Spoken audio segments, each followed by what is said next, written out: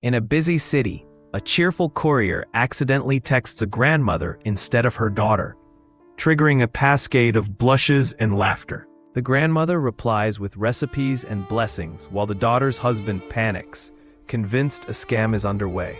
The wrong number saga spirals as strangers weigh in, sharing memes and mistaken identities, turning a simple mistake into a neighborhood carnival.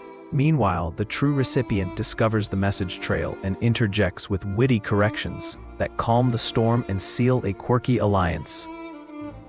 By the end, the Misfired becomes a silly legend about human connection that outperforms any autocorrect 1,000 times over.